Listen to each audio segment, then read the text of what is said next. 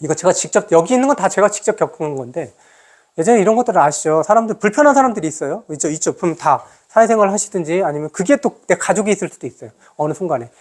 그러면 가족이 불편하다는 경우는 모자라는 사람들도 있겠지만 대부분은 이렇게 마음에 꾹 있다가 어느 순간에 펑 터지거나 뭐 이래가지고 또 오래 가기도 하고. 그렇지만 안 보고는 못 살잖아요. 근데 그런 게 아니면 뭐 직장이라든지 뭐 아니면 친구라든지 이랬을 때 아예 안 보고 말아. 뭐 이러는 경우 있잖아요. 마음을 잡고. 근데 보게 되는 경우가 있단 말이에요. 그럼 그 계속 내가 말을 하지 않고 외면을 하지만 그럼 해결된 거냐라는 거예요. 그 관계가 회복이 된 거냐. 그럼 이런 거예요. 그 사람이 내 마음속에 안 좋게 느껴진 거는 그 사람의 어떤 특정 행동이 있었을 거란 말이에요. 그렇죠? 안 좋게 된 행동이. 그 이전에는 괜찮았을 수도 있는 거고. 그럼 그 특정 행동 때문에 그다음부터는 이 사람에게는 불편할 거예요. 그럼 뭐 어떤 마음이 작동하냐면 저 사람도 나를 싫게 생각하고 있을 거라는 마음이 같이 작동해요. 어차피 관계는 상호적이다. 이런 생각에서. 내가 그 사람이 싫으면 저 사람도 나 싫어하겠지. 그럼 사람은 본능적으로 뭐냐면 어떤 A라는 사람을 100사람이 싫어해도 A라는 사람이 저를 되게 인정하고 신뢰해요. 야, 그 A라는 사람이. 다른 사람 주변 다 싫어하는데 그 사람이, 야, 한재민은 진짜 대단한 것 같아. 잘해. 다른 사람한테 저는 그 사람이 싫을까요? 그렇게 싫지 않아요. 겪어보셨을 거예요. 아무리 다른 사람들이 뭐라 해도 저를 되게 잘 괜찮게 인정하는 사람에게서는 화살이 돌아가지 않아요. 마음에 그 사람을 적대시하지 않아요.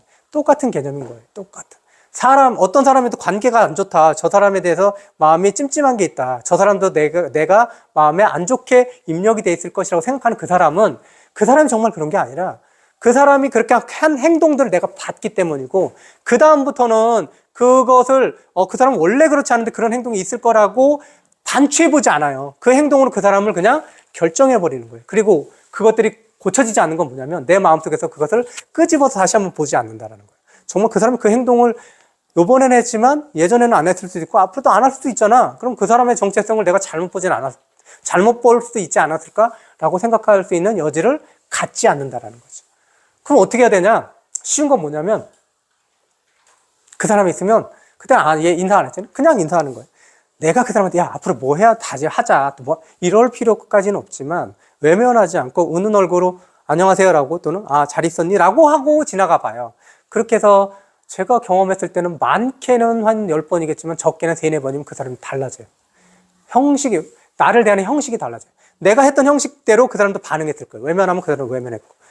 근데 그 사람이 내가 외면했던 거는 내가 외면했기 때문에 그 사람이 나를 좋게 인사하는 공간들을 나도 모르게 뺏었다라는 거예요. 그럼 나는 형식적으로라도 우선 잘 지냈니? 라고 얘기를 할 수 있다. 맨 처음 불편해요. 근데 두세 번 하면 잘 지냈니? 불편한데 그 다음에 잘 지냈니? 그러면 덜 불편하고 그 다음에 3, 4번 계속되면 그냥 그러려니 해요. 저도. 그냥. 그럼 그 사람도 그러려니 하고 그 사람도 그렇게 대응한다라는 거예요. 사람은 빚지고는 못 살잖아요. 내가 외면하면 그 사람도 외면으로 갚지만 내가 인사하면 그 사람도 인사로 갚는 것들이 빚지고 못 사는 모든 사람의 습성이라는 거죠. 근데 그렇게 지나죠? 그렇게 지나면 형식이 내용을 바꿔요. 그럼 그 사람이 정말 싫은가? 라는 생각들이 없어진다니까요. 이것들은 직접 한번 해보세요. 저도 여러 사람들을 한번 해봤는데 그게 제일 낫더라. 그리고 그게 오래 걸리지 않아요. 우리는 꽁한 상태가 인사도 안 하고 저기서 멀리 보면 그냥 멀리서 이렇게 돌아가는 경우도 있었는데 실제로 이게 지나고 나서 몇 번 안 되면 한 몇 번에 그냥 겉으로 인사가 되고 좀 몇 번 지나면 그 사람이 싫지 않다. 그러면 그 마음의 가시는 그 전까지는 우리가 뽑지 않고 그냥 외면한 거예요. 내 마음의 가시는 박혀 있는 거예요, 그 사람이. 근데 그걸 보지 않으면 그 가시가 뽑힌지를 알고 있지만 안 뽑혔다라는 거예요. 어느 순간엔 탁탁 들어서 콕콕 쑤신다니까요. 그래서 그렇게 관계를 다시 원래대로 돌아갈 것까지는 없지만 가시가 없는 상태로까지는 돌아갈 수 있다는 거예요. 아주 좋은 상태까지는 아닐 수 있지만 가시가 없는 상태로까지는 돌아갈 수 있어요. 근데 가시가 없게 뽑는 거는 실제로 외면으로서 해결할 수 있는 건 아니라는 거죠. 그냥 인사를 하시는 거예요. 아주 쉽게 안녕? 똑같은 거예요. 여러분 안에서 몸에서 아주 분노가 치밀어 올라요. 화가 막 나요. 그러면 화가 막 나면 그것에 대해서 제공해줬던 사람에 대해서 욕을 하게 되잖아요. 안으로 하든 바깥으로 하든. 그럴 때는 이 화를 뭐라고 생각해야 되냐면 그 감정을 객관적으로 봐요. 내가 화가 났구나. 이거를 내가 화가 났구나. 이렇게 했어요. 한재민이 화가 났구나. 이렇게 했어요. 긴 기다림이 화가 났구나. 이렇게 했을 때 화가 난 강도가 펑펑펑펑 떨어져요. 화가 났구나. 한재민은 화났네? 또는 마음콩 화났네? 또는 저 자신을 내가 슈퍼맨이라고 한다면, 아, 나는 다른 사람들에 도움을 줄 거야. 아유, 슈퍼맨 화났네. 라고 하면 그 마음들이 훅 누그러지고 훨씬 더 빨리 누그러져요. 제가 예전에 그랬죠. 어떤 자극이 외부로 들어오면 내가 반응을 한단 말이에요.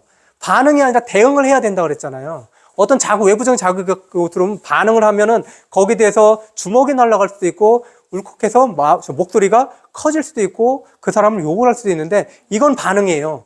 반응이 아니라 대응을 한다라는 거는 그 사람이 이렇게 써도 나는 이렇게 해서 이렇게 얘기해야지. 그래서 그 자극과 반응의 사이에는 거의 공간이 없어요.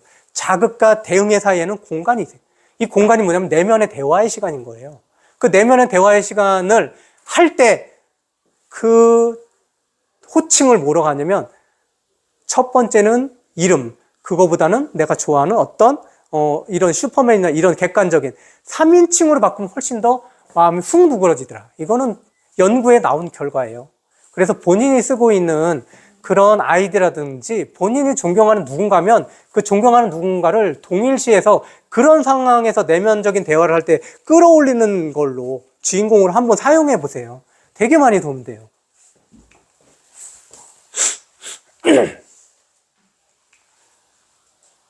그래서 한번 직접 이런 방법으로 해보면 먼저 인사하면 그들도 인사하더라.